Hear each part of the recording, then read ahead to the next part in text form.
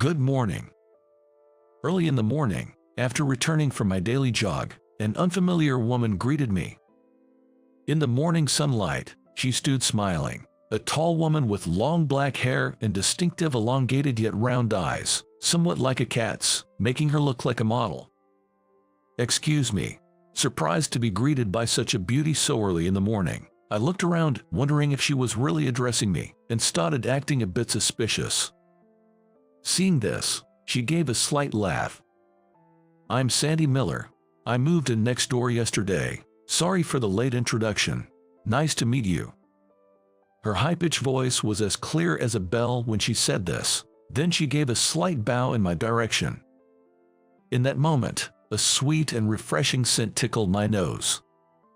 It must be her perfume. "Oh, I'm Jake Smith. I teach part-time at that all-girls school you can see over there." Not knowing what else to say, I blurted out a brief introduction. Sandy looked in the direction I pointed. "Oh, the one with the church," she murmured. "I work at a Catholic all-girls high school, which, although small, has a wonderful stained glass church. You can slightly see its roof from this apartment." "You're a teacher. That's surprising. You don't look like one at all," she said with a mischievous grin. I could only scratch my head in response. I've always been told at school that I don't quite seem like a teacher, and people I meet for the first time apparently can't imagine me in that role. "Maybe I lack a bit of authority," I said, half-jokingly. She narrowed her eyes playfully. "Please, call me Sandy, Mr. Teacher." Her voice was now much deeper than the high-pitched tone from earlier, which caught me off guard. Whether she realized the effect she had on me or not, Sandy waved, saying "see you later," and disappeared into her apartment. The whole exchange must have lasted just about 3 minutes. Yet, in that short time, Sandy left a strong impression on me.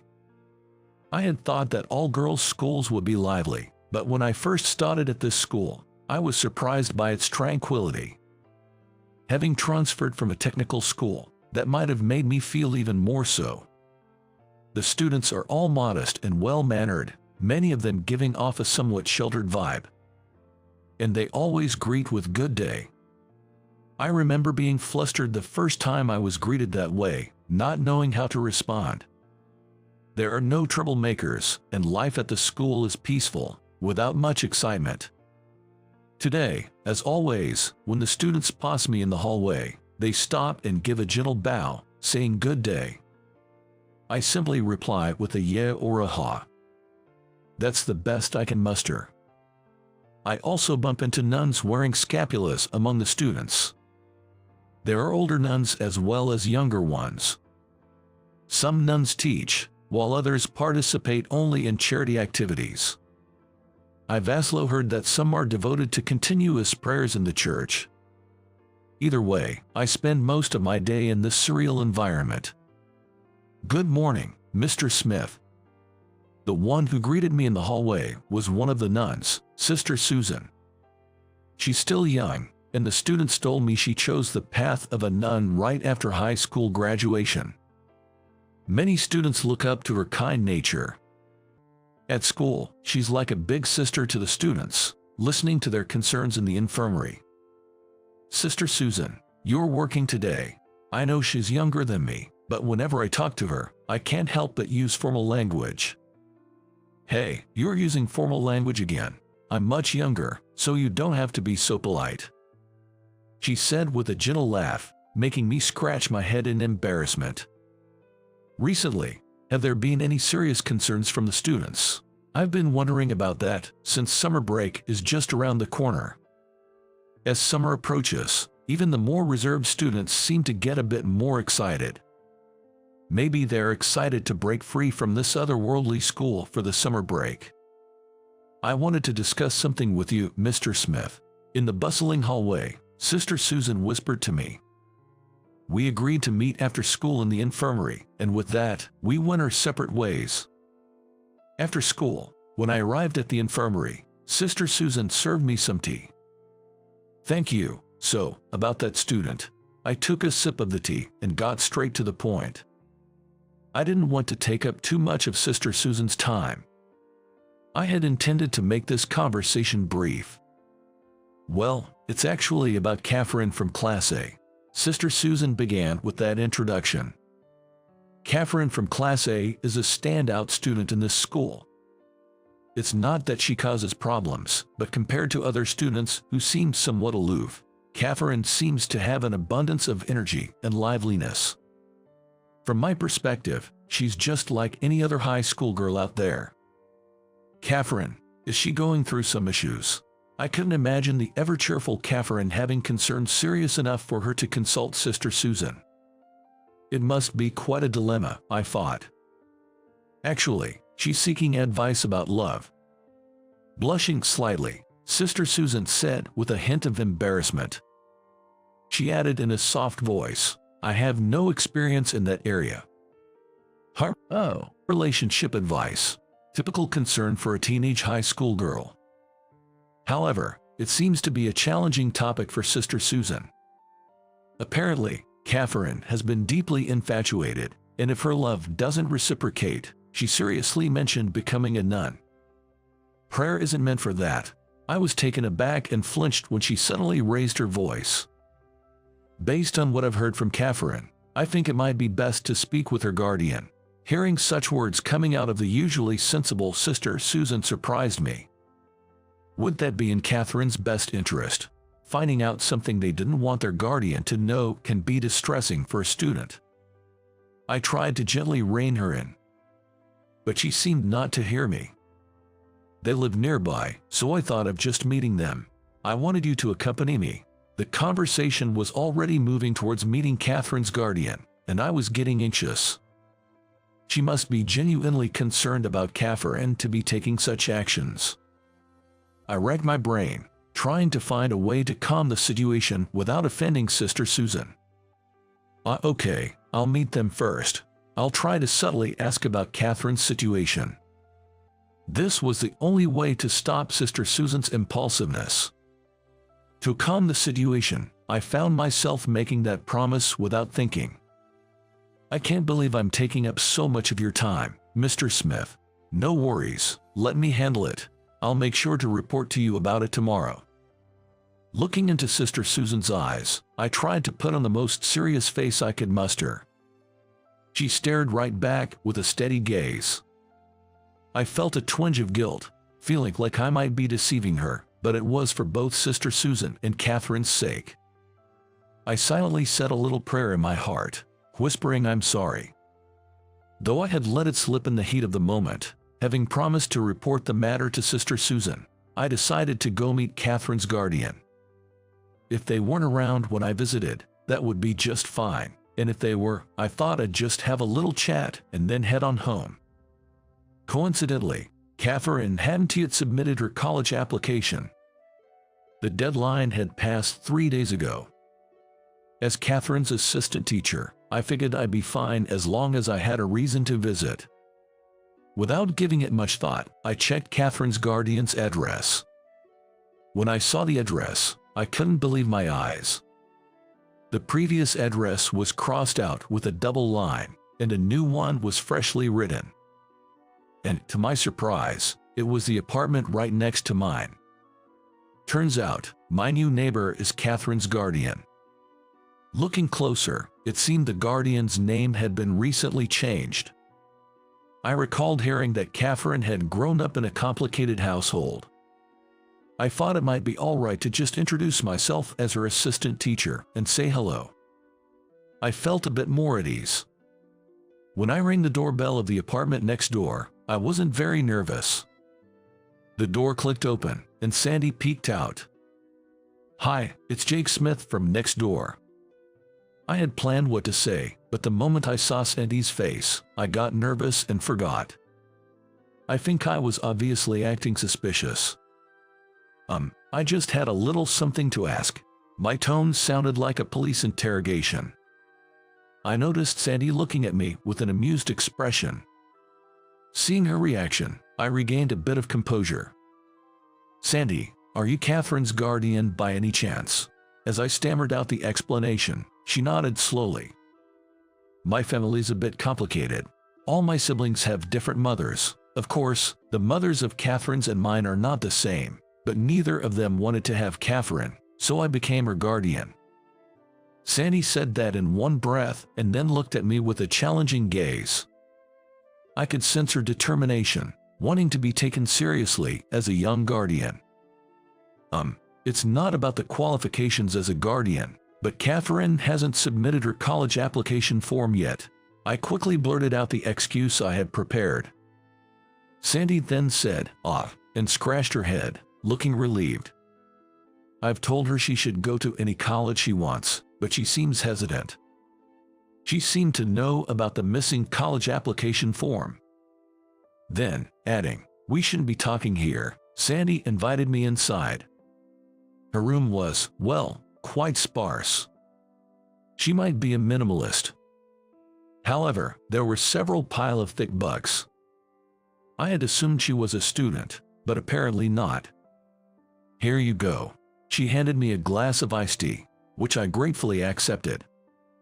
I sat on a cushion while she settled into a computer chair. "Any other issues regarding Catherine?"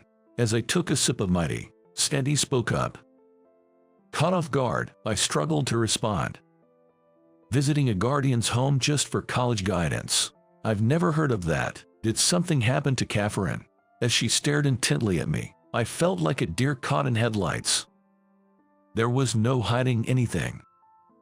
I gave up and decided to be honest with Sandy about what I had heard from Sister Susan. Of course, I emphasized that I wanted it kept a secret from Catherine. Sandy listened quietly, only nodding occasionally to encourage me to continue. She had a certain presence and authority about her, making it hard to tell who was the older one here. According to Sister Susan, Catherine expressed her intention to live with a certain young man right after graduation. She wanted to start living together as soon as they left home, but with college on the horizon, that seemed challenging. Why? Because that young man is a junior in high school, a year younger than Catherine. Catherine told Sister Susan that she was prepared to support him financially. Really? Catherine said that. After hearing the entire story, Sandy paused, eyes cast downward in deep thought. It seemed like she knew the guy Catherine had feelings for and looked troubled by the situation. I truly wish for my students to follow their own paths in life, but right now, she seems like a ticking time bomb. I wouldn't be surprised if she ran away from home. I honestly expressed what I had felt when I talked to Sister Susan. I couldn't tell Sister Susan, as it might have caused an uproar, but I do believe this situation carries that kind of risk. Thank you for discussing this with me. I'm grateful to have gotten to know a bit about Catherine's feelings. Could you leave this matter to me for now? Sandy stood up from her computer chair, deeply bowing her head towards me. A gentle scent of shampoo filled the air. Of course, you're Catherine's guardian after all, but if there's anything I can help with, please don't hesitate to ask. I quickly said, "Please, lift your head," upon which Sandy looked up with a playful grin. She seemed to have so many expressions. The face she had when we met this morning was like a different person's, and her current smile resembled that of a young girl receiving praise. I wonder how many sides there are to her. My interest in Sandy grew stronger. A week had passed since I discussed Catherine's case with Sandy. I told Sister Susan that I had already spoken with Catherine's guardian and asked her to keep an eye on the situation. As for Catherine herself, she hasn't handed in her college application yet. Her homeroom teacher, aware of her complicated family situation, is willing to wait a bit past the deadline. When I got back to my apartment after work, I noticed the window of Sandy's room next door was slightly open. Did she forget to close it, or was she letting in some air because it was hot? Seems a bit careless, I thought. I should subtly remind her the next time we meet. As I was thinking this, a gust of wind briefly lifted her curtains. For a split second, I could see inside. In the dimly lit room of the early evening, I could see Sandy trying to change into a t-shirt. A faint silhouette of her pale back stood out against the dim backdrop. I knew I shouldn't watch, but the contrast between the shadows and her skin was mesmerizing. As she twisted slightly, I saw a dark scar, like that of a severe burn, stretching from her side to below her chest. A keloid that extends from the side of the abdomen to just below the chest. It's the scar of a major burn. Given its size, it must have been a life-threatening injury. I gasped and stepped back from the scene. I shouldn't have looked. I saw her secret. I quickly tried to open my door. In my haste, I fumbled with the key, making a clattering noise. Just as I managed to open the door of the room next to mine clicked open. "Jake, do you have a moment?" Sandy peeked her head through the open door. Remembering what I had just seen, I felt my face flush and I was at a loss for how to hide my shock. Seeing my awkwardness, she tilted her head with a puzzled look. "If you're busy, maybe some other time." As Sandy started to close the door, I hurriedly stopped her. Just like the other day, I went into her room and sat on a cushion on the floor. I noticed a few more items in her room than before, which made me a bit uneasy. There were more feminine items. A pink makeup bag and cute socks. While these could belong to Sandy, they somehow didn't seem to fit her. "It's about Catherine. I heard she hasn't submitted her college application yet." Sandy sat on her computer chair, looking out the window as she began to speak. Whenever she talked about something important, she had a habit of looking away. "That's right. She hasn't submitted her application yet." I answered honestly, as there was no need to hide anything. After hearing my response, Sandy sighed softly and said, "I see. In fact, Catherine approached me saying she wants to work right after graduating high school." Sandy sighed again. Apparently, Catherine tearfully confided in Sandy, her guardian, about her desire to stand on her own 2 feet as soon as possible. She was crying, but I think it was because she felt helpless about having to give up on her dreams. It wasn't like she was crying just to get sympathy. Sandy emphasized that. I remembered Catherine talking about wanting to be a lawyer in the future when she was a freshman. She took law courses, wanting to help kids in trouble. Remembering that, I got a faint idea of what the issue might be. "It's about the boy Catherine's seeing. I think it's probably my brother, Jason. Catherine wants to move out and live with Jason. That's her wish." Sandy made a slightly troubled face, then chuckled. She seemed to be recalling something, her smile tinged with a hint of sadness. Then, prefacing with "this is just between us," she started to talk about her family. "It seems there are 7 siblings in total, all with different mothers. Including Sandy, only 3 of them are adults. The remaining 4 are still students. Sandy never lived with her father, she lived with her mother. In other words, she seems to be a child born out of wedlock. Catherine had a similar situation, but she was taken in by her father, while her younger brother was raised by Sandy's mother. It's said that Sandy and Catherine's brother grew up like true siblings. What only Catherine was taken in by him, I won't know unless I ask that man. The fact is, Catherine and Jason are blood-related siblings, yet they grew up apart. Recently, Catherine, who learned that Jason was a real brother, lashed out at their father for not taking him in. The father apparently snapped back, saying, "After all I did for you." He then cut off all financial support. Hearing this, Sandy, acting as the new guardian, started looking after Catherine's living expenses. My mother was a bit fragile mentally, and she did some things she regrets to Jason. She probably broke down waiting for that man who never came around. One day, with a kettle full of boiling water in her hands, Sandy's mother approached the 2 of them. A harrowing incident took place.